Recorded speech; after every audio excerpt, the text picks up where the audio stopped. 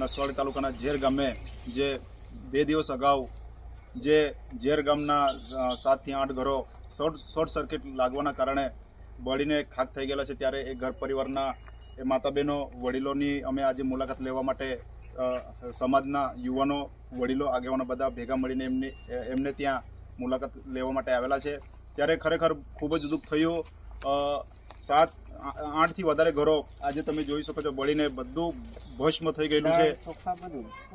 એમનું અનાજથી માંડીને ખાવાની ઘર વકરીથી બળીને બધું બળી ગયેલું છે। ત્યારે અમે એક સમાજના આગેવાન તરીકે સરકારને વિનંતી કરીએ છીએ કે નસવાડી તાલુકાની અંદર 212 જેટલા ગામો આવેલા છે, છતાં પણ આજે ફાયર ફાઇટરની ટીમો નથી। આજે સરકારને ખબર પડવી જોઈએ, ભાન આવવું જોઈએ સરકારને કે અવારનવાર આ ઘટના ઘટતી રહી છે। આ નસવાડી તાલુકાની વાત કરું, આ ઝેર ગામમાં જે બનાવ બન્યો એના પહેલાં પણ કેવડીમાં બન્યો, કુકરદામાં બન્યો, નર્મદા કાટકુવામાં બન્યો, નર્મદા જિલ્લાના જંતર ગામે બન્યો, નર્મદા જિલ્લાના મીઠીવાવ ગામે બન્યો। ત્યારે સરકારને ખબર પડવી જોઈએ કે આ અવારનવાર આ ઘટના ઘટે છે, ત્યારે સરકાર કરોડ રૂપિયાના ફાયદા કરે છે, બીજા વસ્તુમાં કરે છે, ત્યારે અહીંયા જે પાયાની સુવિધા મળવી જોઈએ। આજે ઘર બળી ગયેલા છે, આજે આવતા મહિનામાં ઓગસ્ટ મહિનો ચાલુ થવાનો છે અને ત્યાં હેલી થવાનો છે, ત્યારે આ ઘર પરિવાર પર આફત તૂટી પડેલી છે। આ ઘર પરિવારો કઈ રહેશે? ત્યારે ચોમાસાના દિવસો છે, ત્યારે સરકારને ખબર પડવી જોઈએ। ત્યારે અમે સમાજના આગેવાન તરીકે એટલી વિનંતી કરીએ છીએ કે આ પરિવારને તાત્કાલિક ધોરણે ન્યાય મળવો જોઈએ। કોઈ પણ કચેરીના ધક્કા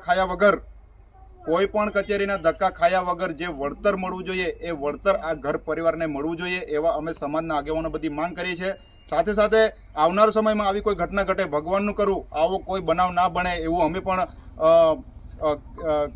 આગ્રહ કરીએ છીએ। પરંતુ અવારનવાર આવી ઘટનાઓ ઘટતી રહે છે, ત્યારે સરકારને મેં વિનંતી કરવા માંગુ છું કે નસવાડી તાલુકાની અંદર ફાયરની ટીમ અવશ્ય રહેવું જોઈએ, અને એવી રીતના નહીં કે અમે ફોન કરીએ અને પછી અડધા કલાક 2 કલાક પછી આવે, એનો કોઈ અમને મતલબ નથી। ફોન કરતા હંગાતે ગાડી 10 થી 15 મિનિટમાં જે પણ જગ્યા પર ઘટના ઘટે છે એ જગ્યા પર તાત્કાલિક ધોરણે પહોંચી જાય અને આ જે પણ ઘટના હોનારત બને છે એ કાબૂમાં લે, એવી અમે સમાજના આગેવાનો વડીલો એ ધારાસભ્ય સાહેબશ્રીને, સાંસદશ્રીને પણ, સરકારને પણ અમે રજૂઆત કરી છે। ત્યારે ફરી એક વખત આ પરિવારને આ ઘર વખરી બધું બળીને રાખ થઈ ગયેલું છે, ત્યારે વહેલી તકે આ પરિવારને ન્યાય મળે અને જે પણ વળતર મળવાનું થાય એ તાત્કાલિક ધોરણે વળતર મળે એવું અમે સમાજના તમામ આગેવાનો વિનંતી કરીએ છીએ। જય આદિવાસી, જય જોહાર। નસવાડી તાલુકાના ઝેર ગામે જે ઘટના બની હતી 2 દિવસ અગાઉ, શોર્ટ સર્કિટના કારણે ઘરમાં આગ લાગી હતી અને કેટલાક ઘરો સળગી ગયા હતા અને ત્યાંમાંથી ઘર વખરી કે કશું જ બહાર કાઢી શક્યા નથી। તમે જોઈ શકો છો કેવી હાલત થઈ ગઈ છે, પૂરું આખું સળગી ગયું છે। તો તંત્ર ધ્યાન દોરે એવી અમારી વિનંતી છે। આ પરિવારને સહાય મળે। 7 થી વધારે પરિવારોના ઘર સળગી ગયા છે, એમાંથી કશું જ બહાર કાઢી શક્યા નથી, બધું સળગી ગયું છે।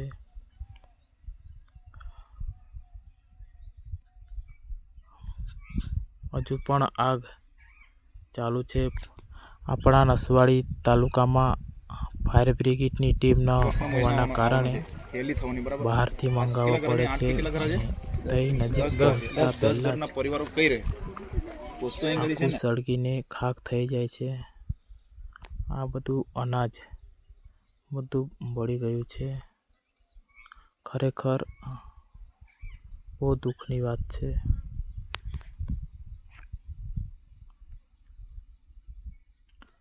કંઈક શું જ ઘરમાંથી બહાર કાઢી શક્યા નથી।